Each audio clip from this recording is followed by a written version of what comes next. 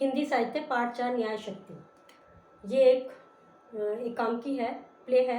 सबसे पहले है पात्र परिचय, इसमें जो कैरेक्टर्स हैं उनके विषय में।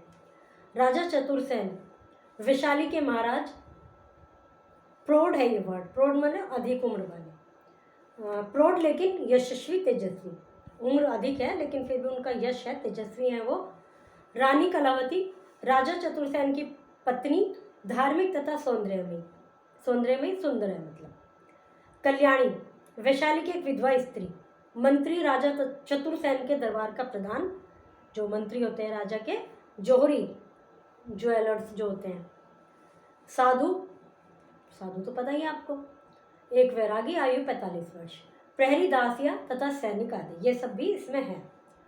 राजा चतुरसेन का दरबार लगा है, राजा एक सिंहासन पर विराजमान है। तो राजा बैठे हैं और जो उनके मंत्री के, उनके बाईं तरफ मंत्री एक कुर्सी पर विराजमान है, जो मुख्यमंत्री हैं, जो प्रधान उनके मंत्री हैं, वो एक सिंहासन पे हैं, बाकी के मंत्री पीछे खड़े हैं। राजा की दाईं तरफ एक दासी खड़ी हुई चंबा डुला रही है, पंखा। प्रहरी आकर राजा को सिर झुकाकर अभिवादन करता है। प्रहरी मतलब दरबारी, वो गेटकीपर। महाराज, एक दुखी औरत आपसे न्याय मांगने आई है। महाराज ने कहा उसको आने दिया जाए। मंत्री जी, आज एक काली पहाड़ी की तरफ चलेंगे, सुना है वहाँ एक वैरागी आया। भाई सही है, उसको तो आने दो। फिर मंत्री से बोलते हैं आज उधर चलेंगे, वहाँ एक वैरागी आया है। वैरागी मतलब साधु। मंत्री जी महाराज। इसी बीच रोती कलपती एक स्त्री प्रवेश करती है जिसका नाम कल्याणी है।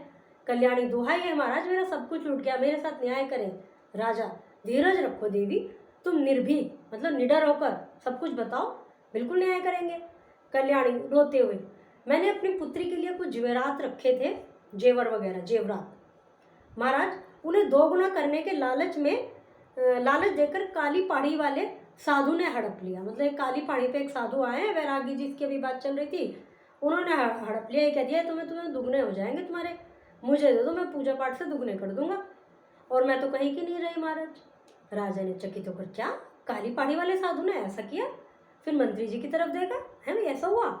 मैं क्या सुन रहा हूँ मंत्री जी, क्या वह कोई साधु है या कोई सच में साधु है या कोई धूर्त है, मतलब चोर वोर? मंत्री सक पकाते हुए उठ खड़ा हुआ, स्त्री से कोई भूल हुई है महाराज।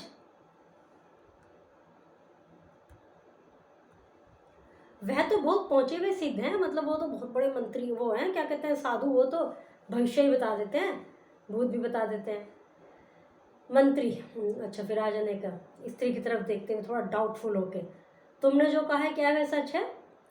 कल्याणी ने कहा सिर झुकाकर, मैं असत्य क्यों कहूँगी महाराज, मेरे साथ न्याय कीजिए। कातर मतलब बड़े विनम्र शब्दों में कहा, महाराज न्याय कीजिए। राजा चिंतित हो गए, टेंशन में आ गए। विचित्र बात है, लेकिन सच्चाई तो पता लगानी होगी।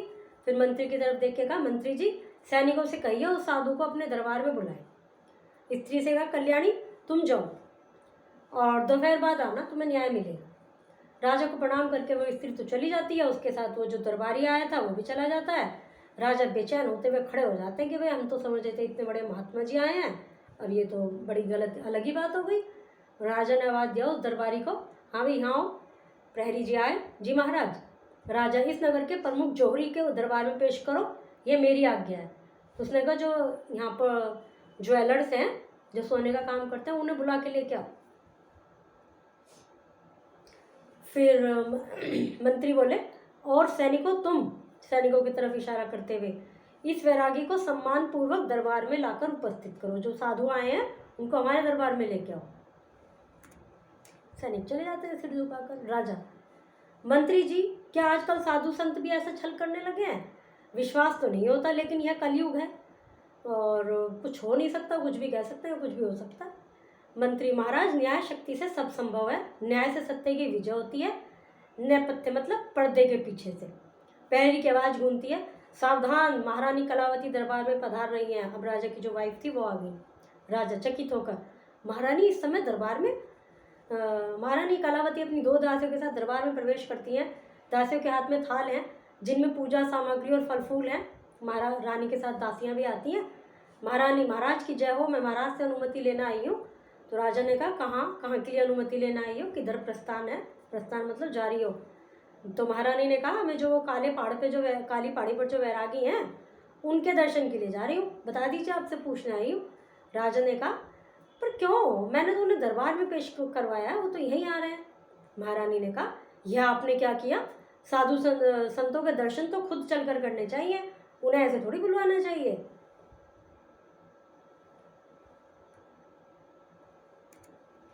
राजा सच है, लेकिन उस साधु पर एक स्त्री ने आरोप लगाया इसलिए बुलवाना पड़ रहा है हम तो।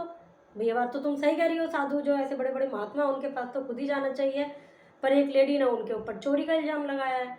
महारानी लेकिन महाराज आप ये नहीं जानते वह मेरा गुरु भाई है। इसने कहा वो मेरे भाई हैं, गुरु भाई। राजा विस्मय से, गुरु भाई मतलब कि जिस जिस गुरु जी से इन्होंने शिक्षा ग्रहण की थी, इस अपनी आजकल की भाषा में वो इनके क्लासमेट हैं, क्लासमेट रह चुके हैं, गुरु भाई है। तो ये तुम क्या कह रही हो। महारानी ने कहा यह सच है, मुझे आज भी पता चला है कि वो मेरा गुरु भाई है। राजा कठोरता से लेकिन उस पर अभियोग लगाया है, अभियोग का मतलब इल्जाम। महारानी यदि यह सच भी है तो उसे कलंक से तो बचाना ही होगा, भाई वो मेरा तो गुरु भाई है। उन्होंने कहा सही है, उसने यदि चोरी भी करी है तो तब भी तुम्हें उसे बचाना होगा। राजा ने कहा यदि वह कपटी है तो उसे दंड अवश्य मिलेगा, आप अपने महल में वापस जा सकती हैं। अब राजा को ने स्ट्रिक्टली कहा भाई तुम जाओ, अपने वहाँ जाओ। महारानी बुझे मन से बोझिल कदमों से अपनी दासियों सहित वहाँ से चली जाती है। राजा ने मंत्री की ओर कहा भाई अजीब संयोग की बात है, ये क्या हो रहा है, सब आज ही होना था। तो मंत्री जी बोले महाराज अब परेशान ना हो, आपका न्याय सत्य की रक्षा करेगा।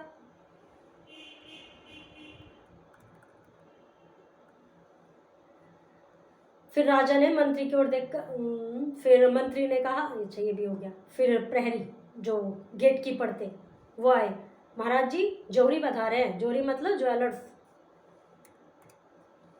कीमती पोशाक धारण किए हुए, सिर पर पगड़ी, बगल में झोला, वह घबराया हुआ महाराज को प्रणाम करके दाएं तरफ खड़ा हो जाता है। जो सुनार आए हैं, जो ज्वेलर्स आए हैं, वो महाराज को प्रणाम करके खड़े हो जाते हैं। इसके साथ ही सैनिक भी आते हैं जो उसके पीछे खड़े हो जाते हैं। राजा जोहरी मेरे सवालों का सही जवाब देना। जोहरी ने कहा जी महाराज। सच सच बताओ तुम चोरी के स्वर्ण आभूषण खरीदते हो। जोहरी ने कहा हाँ जी वो तो हमारा पेशा है, हम तो खरीदते हैं, और सामान चोरी का है नहीं ये तो हम जानते नहीं, मतलब हम कोशिश ही नहीं करते भाई कोई आया भाई ये बेच लो, बेच लिया, ले लिया, पैसे दे दिए।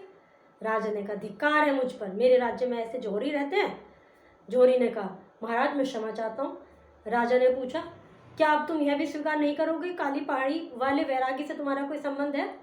पूछा उन्होंने जोहरी से कि भाई उससे तुम्हारा कोई संबंध है। वो अब तुम चोरी का सोना खरीदते हो, तुम्हें नहीं पता कि वो चोरी का, तुम तो सोना खरीदते हो, तो क्या काली पहाड़ी पर जो साधु आए हैं उससे भी कोई खरीदा है कुछ। तो जोहरी ने कहा महाराज वह साधु नहीं, अपितु नकली दाढ़ी मूछ लगाए एक ढोंगी व्यक्ति है। अब इससे सच बता दिया, वह ठग है, मैंने लालच में पड़कर उससे तमाम आभूषण खरीदे हैं। अब इसने एक्सेप्ट कर लिया कि हाँ मैंने लालच में पड़कर उससे बहुत कुछ खरीदा है। तो राजा लंबी सांस छोड़ते गए। तो उस स्त्री का आरोप सही निकला, दोनों हाथों से सिर थाम कर, लेकिन वह साधु किसी का गुरु भाई है।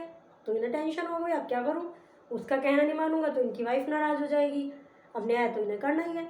तो मंत्री बोले महाराज साधु को क्षमा कर दें, उस स्त्री के धन के बदले उतना धन राजकोष से दे दे। मंत्री ने कहा भाई इससे वो उसकी भी बेइज्जती नहीं होने की, उस पर भी कलंक नहीं लगने का, रानी भी नाराज नहीं होने की, उसका उतना ही सोना दे दें। क्या तो ले लिया उससे वापस। राजा लेकिन राजकोष प्रजा का है, तो प्रजा से तो टैक्स वो लेते हैं, जो राजा के पास धन है वो प्रजा के तो होता है। तो उस हमारे पास संपत्ति जरूर है लेकिन वह सब प्रजा की है, मैं निर्धन हूँ मंत्री जी, मेरा अपना कुछ नहीं है। जोहरी हाथ मलते हुए महाराज मैं सारा सामान वापस कर दूंगा। राजा लेकिन तुमने अपराध किया है। नैपथ्य से आवाज गूंजते साधु जी दरबार में हाजिर हो। साधु अलख निरंजन कहते हुए अपने 2 शिष्यों के साथ दरबार में प्रवेश करता है। साधु के हाथ में कमंडल और दूसरे में चिमटा है, उसके गले में रुद्राक्ष की माला है, मोटे मोटे जो मोती होते हैं वो माला है। अलख निरंजन करते हुए आते हैं, उनके साथ 2 शिष्य हैं, और नैपथ्य मतलब पर्दे के पीछे से आवाज आती है अलख निरंजन। साधु त्योरी चढ़ाकर महाराज हम साधु सन्यास को इस तरह से दरबार में बुलाकर आपने घोर पाप किया है, अलख निरंजन। राजा कहते हैं गुस्से में क्या तुम इस जोहरी को पहचानते हो। साधु से पूछा इसे पहचानते हो सुनार को। साधु नजर चुराते हुए, मैं तो सबको पहचानता हूँ, सब भगवान की संतान है, अलख निरंजन। फिर प्रहरी प्रवेश करता है दरबारी। प्रहरी, महाराज कल्याणी आई है। कल्याणी भी आ गई है और वो तो चला जाता है। कल्याणी आई थी ना जिसका सोना चोरी हुआ था। राजा, उसे आने दो। कल्याणी को देखकर साधु हड़बड़ा जाता है, अब तो लग जाता है अब तो पोल खुल जाएगी। राजा साधु से, क्या तुम इस स्त्री को पहचानते हो? साधु ने कहा, यह स्त्री दुखी दिखाई देती है, अलख निरंजन। कल्याणी, महाराज यही वह दुष्ट है जिसने मेरे सारे आभूषण लूटे हैं, महाराज न्याय करें, इसे कड़ी सजा दे। साधु ने कहा हंसकर, मुझे सजा? हाँ हाँ हाँ, मैं कौन हूँ? राजा को घूर कर, मैं किसी का गुरु भाई हूँ, मुझे कौन सजा दे सकता है, अलख निरंजन। राजा सिंहासन से उठकर उसके पास आता है, उसकी दाढ़ी मूछ नोच लेता है। राजा, कपटी, क्यों महारानी का नाम कलंकित करता है? तेरा भांडा फूट चुका है, पकड़ लो इसे, बंदी गृह में डाल दो। उसने मतलब वो वेश बदला हुआ था, इस वजह से उनका गुरु भाई बन गया था, जबकि वो नहीं था। उसकी दाढ़ी मूछ नोच ली और उससे कहा इसको जेल में डाल दो। साधु, मुझे क्षमा करें महाराज, मुझसे बड़ा अपराध हुआ है, महाराज मुझे क्षमा करें। राजा, अच्छा तो तू देशद्रोहियों की मदद कर रहा था, जो अपने देश का सगा नहीं?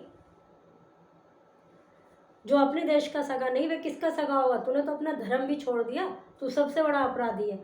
साधु के लिए कहा, हत्यारे को अभय वचन दिया जा सकता है, तुझे नहीं।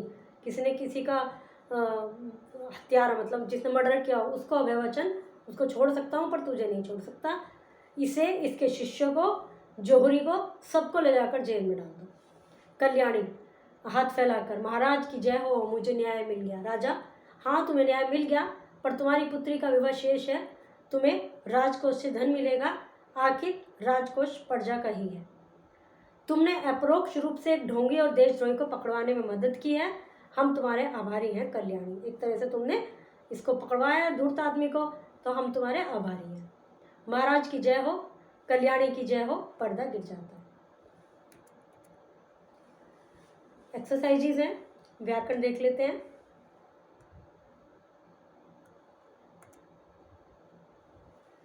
निम्नलिखित शब्दों को संधि विच्छेद कीजिए, मतलब शब्दों को तोड़ना, अर्थ लिखकर वाक्य में प्रयोग करना है। निम्नलिखित शब्दों का अर्थ लिखकर वाक्य में प्रयोग कीजिए। धर्म मूर्ति, धर्म की मूर्ति, मतलब जिससे धर्म की अपेक्षा की जाती है। और फिर निम्नलिखित कविता में से संज्ञा और सर्वनाम शब्द अलग अलग कीजिए। संज्ञा क्या होता है?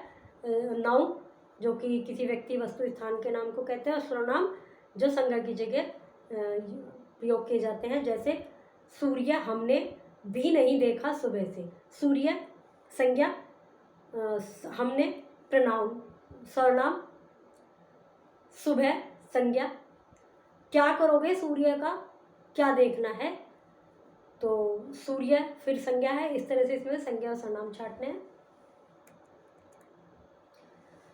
इसमें लिखने हैं अलग अलग। भारत में अनेक न्यायप्रिय राजे हुए हैं, नीचे दिए गए स्थान पर उनके चित्र चिपकाकर उनके नाम लिखिए। बहुत सारे ऐसे राजा हैं जिनके बारे में आपने, जिनकी कहानियाँ सुनी होंगी, बहुत न्यायप्रिय थे, उनके नाम लिखे और उनके चित्र चिपकाइए। ओके, पाठ समाप्त हुआ।